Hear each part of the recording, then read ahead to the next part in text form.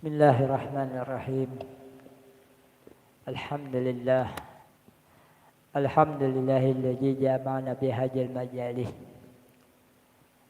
Waj'al lana min ummati sayyidil waladil adnan. Wa asyhadu an la ilaha illallah wahdahu la syarika lah. Wa asyhadu anna sayyidana Muhammadan abduhu wa rasuluhu wa la nabiyya ba'dah. Allahumma salli wa sallim ala sayyidina wa habibina wa syafi'ina wa maulana Muhammadin al-fatih lima ughliq wal hatima lima sabaq nasiril haq bil haq wal hadi ila siratal mustaqim wa ala alihi haqqa qadrihi wa miqdarihi al-azim amma ba'd. Yang sama-sama kita muliakan serta kita cintai, kita taati para habaib, para asatid, guru-guru agama. Dan kita memohonkan kepada Allah Subhanahu wa taala pada mereka semua senantiasa diberikan kesehatan, keafiatan, panjang umur dalam taat kepada Allah Subhanahu wa taala, dikabulkan segala hajat, dimudahkan segala urusan, dijauhkan daripada mara bahaya, bala, wabah dan bencana. Salawat serta salam tak lupa pula kita haturkan kepada junjungan kita Nabi besar Muhammad sallallahu alaihi wasallam beserta keluarga, juriya, sahabat dan pengikut ila yaumil qiyamah. Melanjutkan pembacaan kitab Bidayatul Bidayah yang dikarang yang disusun oleh Al-Imam Abu Hamid Muhammad bin Muhammad Al-Ghazali rahimahullah. Penutup pada malam hari ini penghabisan daripada kitab Bidayatul Bidayah. Beliau menegaskan apa yang telah aku sebutkan ini sudah cukup bagimu wahai anak muda. Orang yang hanya belajar dianggap sedin anak muda. Sekalipun umurnya tua. Ternyata hanya belajar atau hanya tahu bidayatul hidayah tentang awal-awal hidayah daripada Allah Subhanahu wa taala. Yang mana jasidin awal hidayah ini mesti diusahai. Kawa kita berusaha mendapatkan hidayah Allah lewat usaha kita. Nah, beliau kan mengajarkan kemarin tentang bagaimana kita berhubungan dengan Allah, bagaimana kita berhubungan dengan sesama makhluk dan bagaimana kita menjauhi daripada maksiat Allah, daripada kemaksiatan kepada Allah Subhanahu wa taala. Orang yang baru belajar ilmu tasawuf. Ilmu tasawuf ini yaitu ilmu tentang adab. Adab seseorang. Biarpun orangnya berilmu tinggi tanpa adab, ada apa-apanya. Bahkan para ulama menegaskan bahwasanya al-adab fauqal ilm. Adab itu di atasnya ilmu. Orang beradab kada ilmu mesti dihargai. Tapi ketika seseorang berilmu tanpa ada adab, kada dihargai oleh seseorang. Sudah cukup untuk engkau jadikan sebagai pedoman dalam perjalananmu. Panduan, pedoman, petunjuk dalam perjalananmu menuju hidayah Allah Subhanahu wa taala. Jadi hidayah perlu. Nah, ketika seseorang dapat hidayah, mengerjakan daripada yang ditunjuk Allah itu namanya tauhid. Maka cobalah engkau mengamalkannya dan kitab ini terbagi kepada 3 adab. 3 aja di dalam kitab nih. Bagimu bagian pertama adab melaksanakan ketaatan. Adab kita ketika hendak sholat, adab kita ketika hendak mengerjakan wudu, adabnya ada. Adab puasa, adab bayar zakat, adab sedekah. Melaksanakan ketaatan daripada terhadap Allah Subhanahu wa taala. Bagian kedua cara meninggalkan maksiat.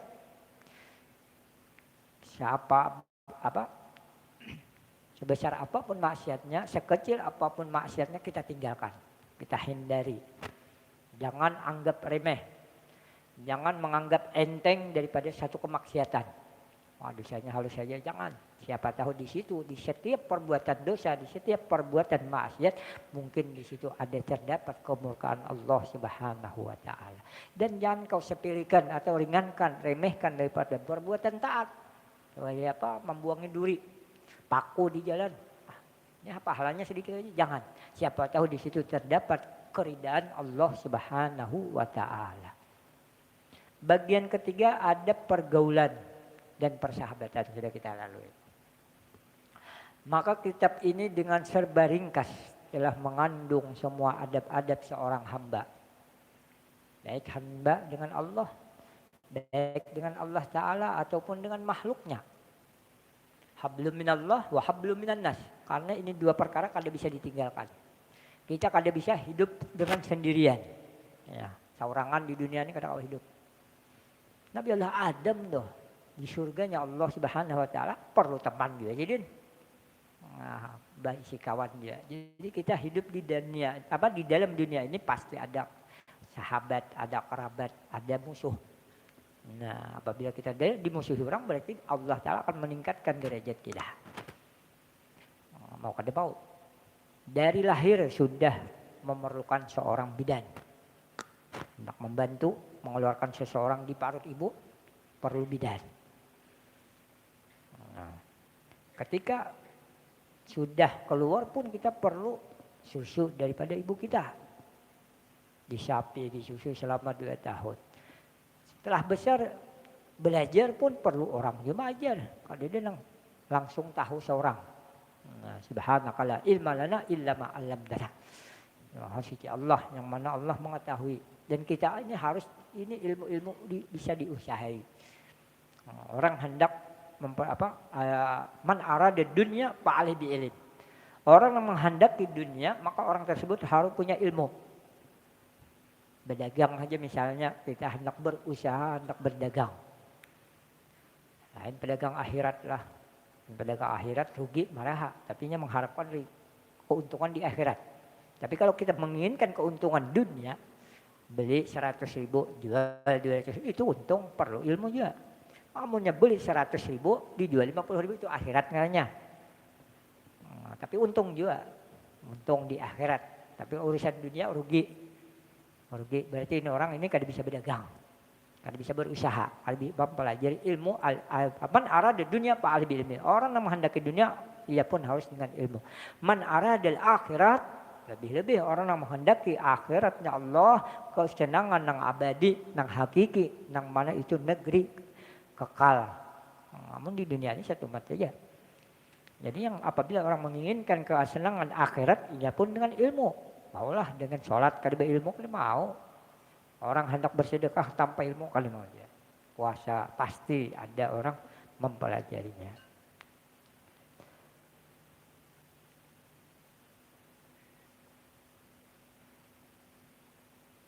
Baik hubungannya dengan Allah ataupun dengan makhluk. Dan jika engkau lihat kitab ini sesuai untuk dirimu dan engkau mendapati bahwa hatimu condong kepadanya dan sangat berkehendak untuk mengamalkannya. Kita ini belajar mulai awal. Adakah di dalam hati kita untuk mengamalkan? Kadang-kadang banyak sedikit tunggali kita. Daripada sidin mengajarkan adab berwudu, adab berpakaian.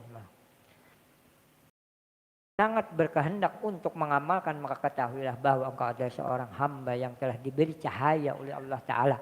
Diberi hidayah di dalam hatimu dengan cahaya iman dan Allah Ta'ala telah melapangkan dadamu. Apabila Allah berkehendak seseorang, mayuridullah khairan yufaqihu fiddin. Allah tuh sabdanya begini Nabi SAW, apabila Allah menghendaki seseorang kebaikan, mayuridullah khairan yufaqihu fiddin, niscaya orang ini akan dibimbing diberikan oleh Allah daripada mudah memahami daripada ilmu-ilmu agama. Mudah mengenali untuk taat kepada Allah. Mudah mengenali daripada ini yang dihalalkan, ini yang mudah mengetahui daripada yang perintah apa ini larangan. Mudah mengetahui daripada ini membawa pahala dan ini membawa dosa.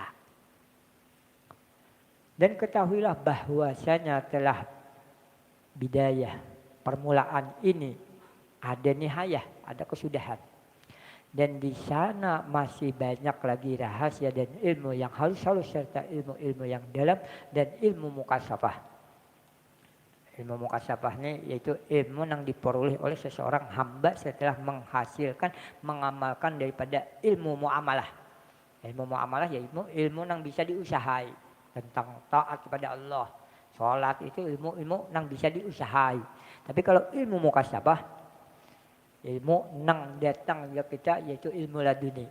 Terkadang seseorang bisa memahami daripada kitab tertentu sekalipun yang kada belajar.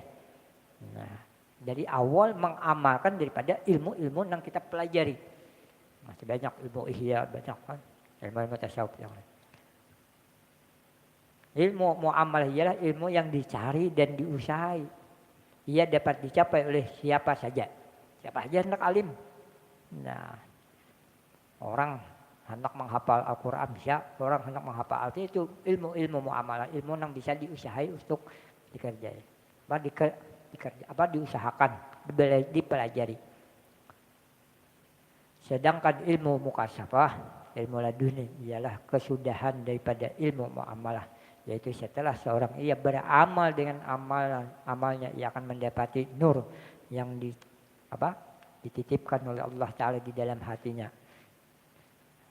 disisipkan oleh Allah dalam hatinya sehingga ia merasakan lemah manusia daripada ilmu yang diamalkan dan lemah manusia daripada imannya. Lemak, merasakan manisnya daripada ilmu yang diamalkannya dan manisnya daripada iman. Karena setiap seseorang tuh apabila beramal soleh, bekerja, berusaha, apabila dia menyenangi, apabila dititipkan kemanisan dalam ibadah tersebut, orang itu akan senantiasa atau mulajamah atau istiqamah melaksanakan itu, melaksanakan ketaatan. Seperti yang telah kami sebutkan akan dia di dalam kitab Ihya Ulumuddin, maka hendaklah engkau menuntutnya. Ihya Ulumuddin 4 jilid. Tetapi seandainya engkau mendapati dirimu merasa berat melaksanakan segala amalan yang disebutkan di dalam kitab ini, dan engkau tidak mau mencari ilmu yang dapat membersihkan jiwamu, dan engkau berkata di dalam hati, apakah faedah? Apa faedahnya aku belajar ilmu nih? Ilmu adab. Terutama bila aku hendak duduk bersama dengan para ulama, kapankah ilmu ini akan dapat menjadikan aku mendahulukan ilmu kawan-kawan yang sebaya denganku, mengungguli daripada ilmu-ilmu orang. Menak belajar ada bahasa harus apabila aku mau ungguli daripada kawan-kawanku. Dan karena masalah adab, ilmu tasawuf ini kada mencari keunggulan. Yang penting dia amalkan sedikit daripada ilmunya, mendapatkan kemanisan iman, kan perlu lagi yang namanya keunggulan, merasa menang, merasa harap. Nah, dan sebagaimana ilmu ini akan mengangkat pangkatmu di majelis menteri-menteri dan orang-orang besar sehingga aku mendapati pemberian. Jadi punya tujuan menuntut ilmu hanya untuk mendapatkan pangkat, untuk mendapatkan menghasilkan dunia di sini dan kedudukan di dalam mimbar, harta, wakaf, dan memperoleh pangkat sebagai kadi. Hendak diperolehnya Yazidin hendak mencari istilahnya wayah ini tuh kadi itu bagaimana ketua MUI. Nah, punya aku di sini aja apabila aku jadi ketua MUI-nya nih, biasanya itu. Atau menjadi pembakal, aku belajar adab harus. Nah, bahaya ketika ke hati kita ada kecenderungan untuk mengamalkan, untuk mempelajari ilmu-ilmu adab. Perlu kenal dan adab. Kalau begitu keadaanmu, maka hendaklah engkau mengetahui bahwa syaitan telah berhasil menyesatkan engkau dan melupakan engkau akan tempat kembalimu di akhirat nanti. Ketahuilah ya Imam Ghazali bahwasanya engkau ini disesatkan oleh syaitan. Syaitan berhasil menyesatkan seseorang. Karena syaitan ini musuh daripada bisa menyesatkan siapa saja. Orang alim pun akan disesatkannya. Kan bagaimana Bal'am al-Ba'urah, salah seorang ulama yang mengetahui daripada Asmaul Husna, Asmaul A'jam. Orang ini mengetahui daripada nama-nama yang agung di sisi Allah. Setiap orang yang mengetahui daripada Asmaul Husna, Asmaul A'jam ini doanya akan dikabulkan oleh Allah. Nah, banyak para ulama yang di dalam Asmaul Husna itu ada Asmaul A'jam. Yang mana setiap orang tahu. Nah, ini Bal'am bin Ba'urah ini mengenal, tahu, tapi masih bisa disesatkan oleh syaitan. Apalagi orang yang ada alim, majinnya. Maka carilah olehmu syaitan yang seumpama denganmu, yang di waktu mengajarkan apa yang engkau sangka bahwa ia dapat memberi manfaat akan dikau kepada apa yang engkau cita-citakan. Jadi kita mengharapkan pangkat, mengharapkan harta di dunia, itu kada lain di sini syaitan juga orangnya. Walaupun alim, tapi tujuannya lain akhirat, bahaya. Dan ketahuilah bahwa kedudukanmu sebenarnya tidak akan tenang. sendirian, apalagi di daerah atau di negerimu, kadang akan tenang seseorang itu hidup. Nah, apabila tujuannya hanya untuk dunia. Kemudian dan sebab engkau mengutamakan untuk mendapatkan kesenangan dunia, maka akan kerajaan yang kekal abadi di negeri akhirat di sisi Tuhan sekalian alam. Jadi apa urusannya kita niatnya untuk dunia, jadi akhirat akan tercolak dengan sendirinya. Nah, ini tamat sudah manaqib silin lagi lah. Manaqib daripada Imam Ghazali rahimahullah. Nah, ada sedikit. Dan insyaallah kita akan melanjutkan daripada kitab Risalatul Mu'awanah. Risalatul Mu'awanah wa muhajjarah wa mu'ajjaratu lil ragibin minal mu'minin fi suluki tarikil akhirah lil imamil Islam qutbil da'watil warisan al-Habib Abdullah bin Ali al-Haddad al-Hadrami as-Safi rahimahullah. Kita berharap dengan tamat daripada kitab Bidayatul Hidayah, Allah Subhanahu wa taala memberikan hidayah taufik kepada kita semua untuk bisa mengamalkan, dan paling kada kita digabungkan bersama beliau di sisi Allah Subhanahu wa taala. Kita membaca daripada kitab-kitab orang-orang solihin kada lain dengan harapan sedikit demi sedikit bisa mengikuti langkah jejak daripada kehidupan mereka. Karena mereka sudah memperdapati akhir daripada kesudahan, akhir daripada kehidupan. Bagaimana setiap seseorang itu kesudahannya yang dicari. Bila sudahnya baik, insyaallah. Apabila akhir hayatnya nauzubillah. Sekalipun awal-awalnya baik, awalnya alif, tapi akhir hayatnya yang dicari oleh Allah Subhanahu wa taala. Jadi pada Risalah Mu'awanah atau kitab daripada Habib Abdullah bin Al-Haddad. Al-Habib Abdullah bin Al-Haddad beliau lahir di kota Tarim pada tanggal 5 Safar di tahun 1044 Hijriah. Nah, beliau tumbuh didik dengan daripada kedua orang tuanya yang soleh dan solihah. Pada waktu usia 4 tahun beliau mendapatkan penyakit cacar, yang mana cacar ini membutakan ke mata sidin umur 4 tahun. Namun tidak menghambat beliau untuk menghafal Al-Quran dan menuntut ilmu. Bahkan semangatnya belajar melampaui saudara-saudaranya dan guru-gurunya, semangat ibadahnya bukan main. Diriwayatkan pada suatu hari, setiap hari sesudah belajar di madrasah. Ada sidin buta mata, tapi Allah bukakan mata hatinya. Mata zahir dibutakan Allah, Allah Subhanahu wa taala membukakan mata hati batin daripada Al-Imam Al-Habib Abdullah bin Al-Haddad. Jadi sidin setiap hari habis belajar itu singgah di mana masjid. Di masjid yang mana sidin sholat sebanyak 100 rakaat sampai 200 rakaat. Ada tagawi kalau kita lihat. Bahkan sidin menepati yang namanya tingkat kewalian yang paling tinggi, Qutbul Gaus. Qutbul Gaus ini paling tingginya. Dan sidin memegang daripada kepangkatan Qutbul Gaus ini selama 60 tahun. Karena kegigihan sidin, keistiqamahan sidin dan kebersihan hati sidin. Ikatan cinta beliau kepada baginda Nabi sallallahu alaihi wasallam. Beliau pernah berkata, "Ma min sunnatin sanaha sana Rasulullah wa arju an akuna qad amataha."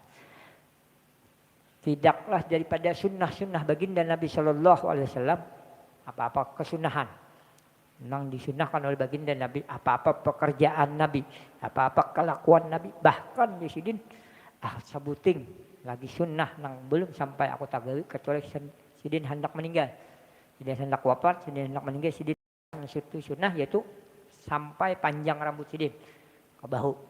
Nah, di zaman Habib Abdullah bin Al-Haddad berapa tahun yang lalu dah, 1400, sidin lahir di 1044 Hijriah. Jadi satu kesunahan sidin kugawi beritaan. Yang kayak apa daripada bagaimana tidurnya Rasulullah, kalau bekerjanya Rasulullah, sidin gawi beritaan. Soalnya sidin hendak panjang rambut, sidin gawi ketika hendak meninggal dunia. Banyak puji-pujian yang disampaikan oleh para habaib, di antaranya Habib Ahmad bin Umar Al-Hindwan. Beliau telah mencapai derajat innahu balaga rutbatal istihad. Istilah istihad ini penentu hukum. Mau bisa ini halal, ini haram. Derajat Sidin. Beliau menyampaikan hakikat. Wa huwa ainul hakikah wa huwa mutasannibu sifatil aqabir wa Sayyidul Abdullah haddad li khalqi kasamsi la li annani lahumul anha abadan. Wa qa'afiyatul lil badan. Sampai menderaj hakikat yang tinggi memiliki sifat yang para pembesar, para wali Allah. Al-Habib Abdullah bin Al-Haddad makhluk Allah sebagaimana matahari. Penerang. Semua pasti membutuhkannya dan badan semua orang pasti membutuhkannya dan sebagai apiah penyembuh kesehatan bagi orang yang sakit. Al-Habib Al bin Abdullah Al-Idrus berkata, Sayyidul Abdullah bin Al-Haddad Sultanul Al-Ba'lawi. Raja daripada seluruh keluarga Ba'lawi, zuriat baginda Nabi sallallahu alaihi wasallam. Alaikum bi kitabil Habib Abdullah Al-Haddad li anna fiha khulasatul ihya. Atas kalian Sidin kitab Habib Abdullah bin Al-Haddad karena di dalamnya terdapat ringkasan daripada kitab Ihya Ulumuddin. Al-Habib Al bin Abdullah bin Shihabuddin berkata, "Ma yaqra'u Sahih Bukhari illa wan Nabi hadir. Wala kalamul Habib Abdullah Al-Haddad wa huwa hadir." Tidaklah dibaca kitab Sahih Bukhari. Sahih Bukhari. Melainkan di situ Nabi hadir. Jadi apabila ada pembacaan Sahih Bukhari misalnya di masjid atau di langgar dibacakan di situ Nabi hadir. Dan tidaklah seseorang membaca kalam, susunan atau catatan daripada Habib Abdullah bin Al-Haddad melainkan Habib Abdullah bin Al-Haddad pun hadir di situ. Nah, banyak sedikit mengarang kitab, ada beberapa kitab di antaranya itu Risalah Mu'awan wal Muhajarah, Nasar Dunia dan susunan Sidin Ratib Haddad. Nah, yang mana Sidin mengutamakan wirid-wiridan. Sidin mengumpulkan wirid ditulis. Di antaranya para ulama menjelaskan bahwasanya setiap orang yang membaca Ratibul Haddad. Nah, orang yang rajin membaca Ratib, Allah akan menjaga kampungnya, negaranya daripada cobaan dan siksaan. Bertambah kekayaan. Barokah kebaikan di rumahnya. Orang yang rajin membaca Ratibul Haddad setiap hari maka tidak akan ada bahaya racun hewan buas dan hewan-hewan lain faedah dari membaca ini mendapatkan husnul khatimah. Ini yang kita perlukan. Nah, kita memerlukan daripada husnul khatimah, kebagusan husnul khatimah, akhir daripada yang baik. Walaupun hidup kita dalam keadaan yang segala maksiatnya itu dosa, tapi akhirnya memohon kepada Allah dengan husnul khatimah. Minta kebaikan. Dan syair Sidin Nabiul Ajim khuluqul khulqi alladzi lahu ajjamar rahman fi syaidil kitab. Ini syair Habib Abdul bin Haddad ditulis di atas pintu makam baginda Nabi. Ya, kita umrah, ziarah atau makam. Kalau makam baginda Nabi di situ ada tulisan syair yang mana syair ini ditulis oleh Habib Abdullah bin Al-Haddad, disyairakan Sidin. Nabi yang agung, yang akhlaknya diagungkan Allah Subhanahu wa taala di dalam pemimpin segala kitab Al-Qur'an. Jadi laqad kana khuluqul ajib. Di dalam Al-Qur'an itu Allah sendiri mengagungkan daripada akhlaknya baginda Nabi sallallahu alaihi wasallam. Nah, itulah ditulis daripada di atas makam baginda Nabi sallallahu alaihi wasallam syair Al-Habib Abdullah bin. Mudah-mudahan kita mendapatkan keberkahan. Jadi kita sedikit demi sedikit membaca daripada kitab-kitab ulama sholihin salafun saleh yang mudah-mudahan dengan sedikit kita membacanya mendapatkan keberkahan baik dunia maupun akhirat kita, dan kita dikumpulkan bersama mereka di akhirat bersama junjungan kita Nabi besar Muhammad sallallahu alaihi wasallam. Jadi sebagaimana biasa kita membaca salat kamilah tiga kali dengan harapan diberikan ilmu yang bermanfaat, diampuni segala dosa, diberikan rezeki yang luas, yang halal, diberikan kesehatan, keafiatan dan taat kepada Allah Subhanahu wa taala, dimudahkan segala urusan, dikabulkan segala hajat, dimajikan dalam keadaan husnul khatimah. Innallaha wa malaikatahu yusholluna 'alan nabi ya ayyuhalladzina amanu shallu 'alaihi wa sallimu taslima. Allahumma shalli salatan kamilatan wa sallim salaman ala sayyidina Muhammadin alladhi tanhalu bihil uqadu wa tanfariju bihil qurabu wa tuqdah وتنال به الرغائب وحسن الحواتم ويستقى الغمام بوجهه الكريم وعلى آله وصحبه في كل لمحة ونفس بعدد كل معلوم لك اللهم صل صلاة كاملة وسلم سلاما من على سيدنا محمد الذي تنحل به العقد وتنفرج به الكرب وتقضى به الحوائج وتنال وحسن الحواتم ويستقى الغمام بوجهه الكريم وعلى آله وصحبه في كل لمحة ونفس بعدد كل معلوم لك اللهم صل صلاة كاملة وسلم سلاما من على سيدنا محمد الذي تنهل به العقد وتنفرج به الكرب وتقضى به الحوائج وتنال به الرغائب وحسن الحواتم ويستقى الغمام بوجهه الكريم وعلى آله وصحبه في كل لمحة ونفس بعدد كل معلوم لك الفاتحة.